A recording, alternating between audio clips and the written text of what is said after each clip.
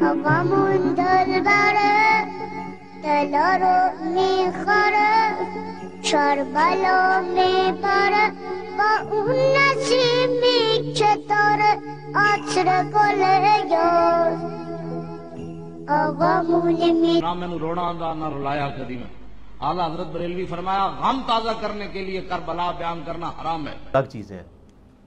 حرام کون ہاں کہتے ہیں بعض لوگ، بلکہ وہ تو ایک مولانا کا تو میں نے دیکھا تو وہ تو ہوں کر کے نقلیں بھی اتار رہا تھا.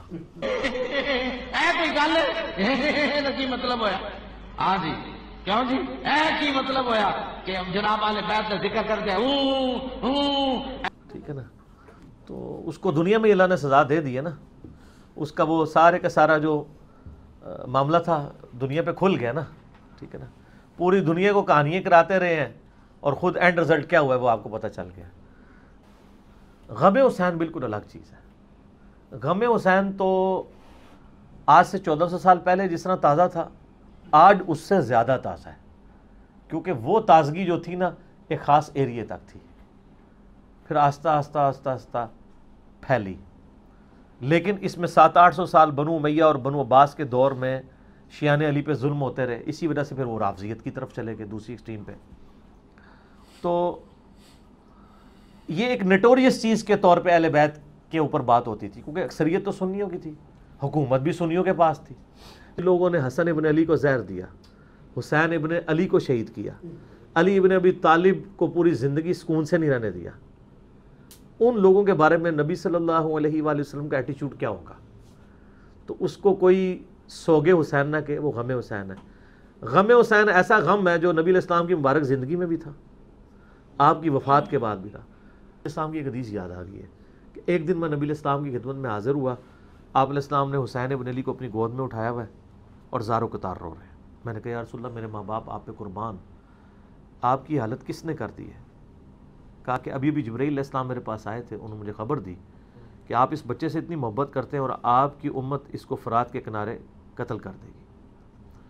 اور پھر میری خواہش پہ انہوں نے اس جگہ کی سرخ مٹی بھی یوں جبرائیل نے ہاتھ یعنی وہ فرشتے کا ہاتھ ہے نا کدھر پہنچا اور لا کے مجھے سرخ مٹی بھی دکھائی.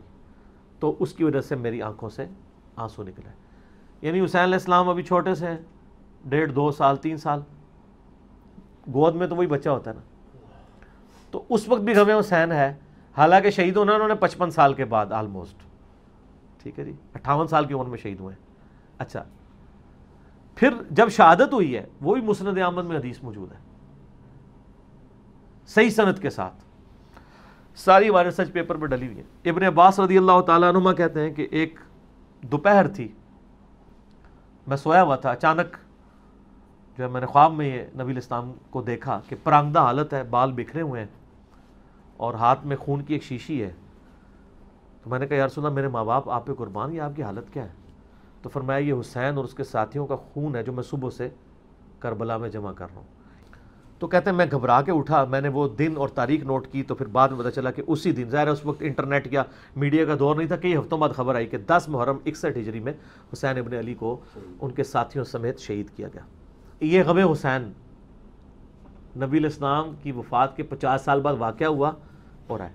اور تیسری بات یہ جو حدیث میں نے بتائی نا مسند احمد کی، عباس ابن عبد المطلب حضرت عبداللہ ابن عباس کو نبی علیہ السلام خواب میں خون کی شیشی والا، وہ والی حدیث لکھ کے نا تو اسماعیل دہلوی صاحب لکھتے ہیں یہ حدیث اس پر گواہ ہے کہ نبی علیہ السلام جنت میں بھی اپنے بیٹے کے قتل کے اوپر غم زدہ ہے. یہ اللہ نے نبی علیہ السلام کی تمثیل امت تک ایک میسج پہنچایا ہے کہ نبی علیہ السلام کو اس چیز کا دکھ ہے. ظاہر نیچرل ہے یہ چیز، آپ کو تو زندگی میں بتا دی گئی تھی یہ بات. تو اس کو آپ سوگ حسین کہیں، غم حسین کہیں، وہ آپ کی مرضی. یہ سوگ نہیں ہے سر، یہ غم ہے. غم یہ تازہ ہی رہے گا.